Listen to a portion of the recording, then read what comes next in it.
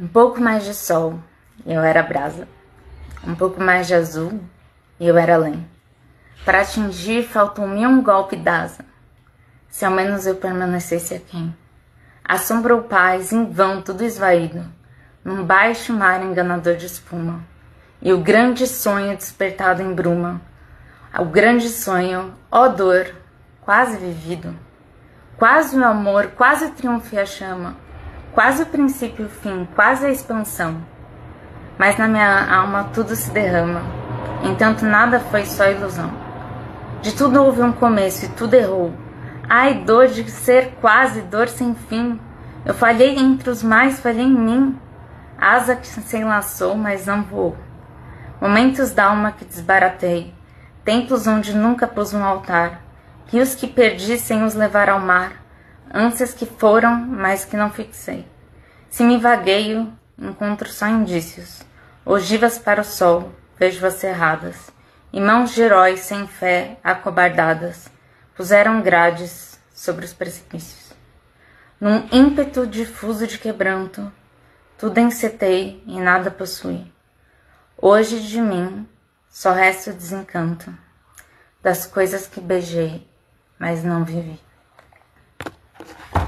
Esse poema que eu acabei de ler se chama Quase, e é de um poeta chamado Mário de Sá Carneiro, que talvez você não tenha ouvido falar, mas você definitivamente ouviu falar do Fernando Pessoa, nem que seja durante o colégio, por um bom motivo.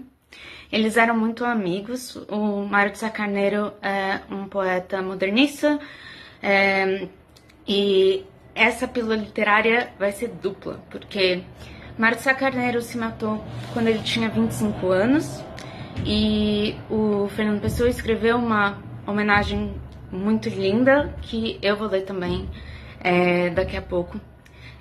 Eu tive contato com essa homenagem quando eu comprei o livro de poemas do Mário de Sá Carneiro, que eu não tô achando no caos que é a minha estante de livros. Então eu li do computador. É um pouco longa, mas vale a pena porque é muito, muito, muito bonita. O Mário de Sá Carneiro, enfim, teve uma vida curta e o único livro dele que não é de poemas, o único livro de literatura que ele escreveu foi esse, A Confissão de Lúcio, que a minha professora de literatura me deu para ler, porque eu estava um pouco adiantada no conteúdo de literatura no colégio e ela começou a me dar material extra. Bem nerd eu, né? Mas, enfim, eu mereci todo o bullying que eu recebi. Nesse livro eu acho que existe algo que eu entendo como um conceito que eu não sei se existe, mas que tá na minha cabeça, que é uma autobiografia que não é exatamente uma autobiografia. Não é um livro ele é extremamente autobiográfico sem ser um livro de fatos que aconteceram na vida dele, e sim sobre emoções, impressões, e a história revela muito de quem ele é, da dor que ele sentiu, do que enfim, tem algo de realismo fantástico muito potente nesse livro. É impressionante como é o primeiro livro dele antes dos 25 anos de idade, mas é uma autobiografia mais psíquica do que factual, e enfim, se vocês quiserem que eu fale sobre esse livro, deixem um comentário, porque hoje é pílula literária, então vou começar a ler a dedicatória que o Fernando Pessoa fez pro amigo dele que morreu tão cedo.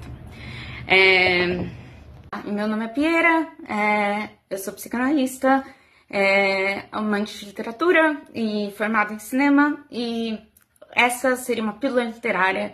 Eu faço também vídeos mais longos falando sobre psicanálise, cinema e literatura e interpretando um com o outro. É isso.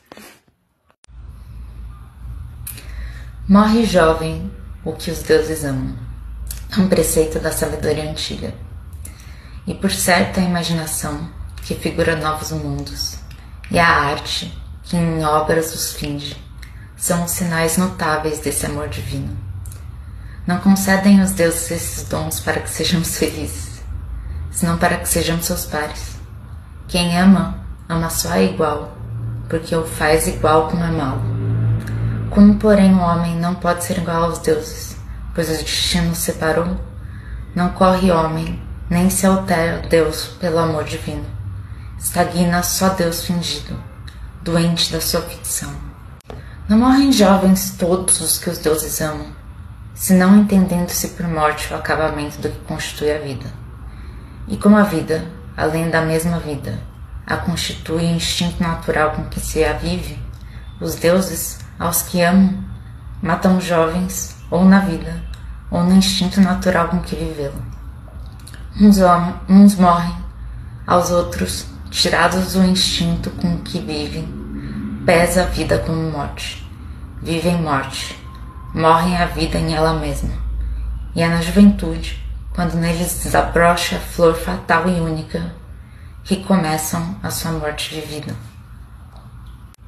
No herói, no santo e no gênio, os deuses se lembram dos homens. O herói é um homem como todos, a quem coube, por sorte, o auxílio divino. Não está nele a luz que lhe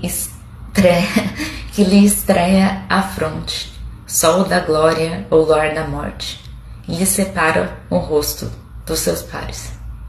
O santo homem bom a que os deuses por misericórdia cegaram, para que não sofresse.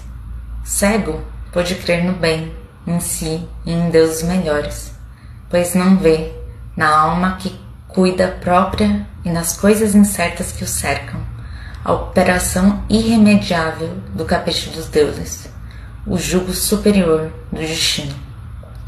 Os deuses são amigos do herói, compadecem-se do santo. Só o gênio, porém, é que verdadeiramente ama.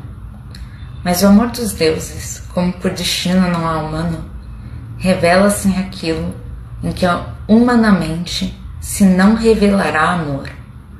Se só o gênio, amando, tornam seu igual, só o gênio dão, sem que queiram, a maldição fatal do abraço de fogo com que tal o afaga. Se a quem deram a beleza, só seu atributo castiga com a consciência da mortalidade dela, se a quem deram a ciência, seu atributo também, punem com conhecimento do que nela há de eterna limitação, que angústias não farão pesar sobre aqueles, gênios do pensamento ou da arte, a quem, tornando-os criadores, deram a sua mesma essência? Assim ao gênio caberá, além da dor da morte da beleza alheia, e da mágoa de conhecer a universal ignorância, o sofrimento próprio, de se sentir par dos deuses sendo homem, par dos homens sendo Deus, exulo ao mesmo tempo em duas terras. Gênio na arte não teve sacarneiro nem alegria nem felicidade nesta vida. Só a arte que fez ou que sentiu, por instantes o turbou de consolação. São assim os que os deuses fadaram seus. Nem ao amor os quer, nem a esperança os busca, nem a glória os acolhe. Ou morrem jovens, ou a si mesmos sobrevivem, ínquolas da incompreensão ou da indiferença. Este morreu jovem, porque os deuses lhe tiveram muito amor. Mas para Sacarneiro, gênio não só da arte, mas a inovação nela, juntou-se a indiferença que circunda os gênios, o escárnio que perseguem os inovadores, profetas como Cassandra, de verdades que todos têm por mentira. Mas, se a terra fora outra, não variaria o destino. Hoje, mais que em outro tempo, qualquer privilégio é castigo. Hoje, mais que nunca, se sofre a própria grandeza. As plebes de todas as classes cobrem, como uma maré morta, as ruínas do que foi grande, e os alicerces desertos do que poderia ser. O circo, mais que em Roma que morria, é hoje a vida de todos. Porém alargou seus muros até o confim da terra. A glória dos gladiadores e dos mimos. Decide supremo qualquer soldado bárbaro que guarda impôs imperador. Nada nasce de grande que não nasça maldito. Nem cresce de nobre que não se define, crescendo. Se assim é, assim seja. Os deuses o quiseram assim.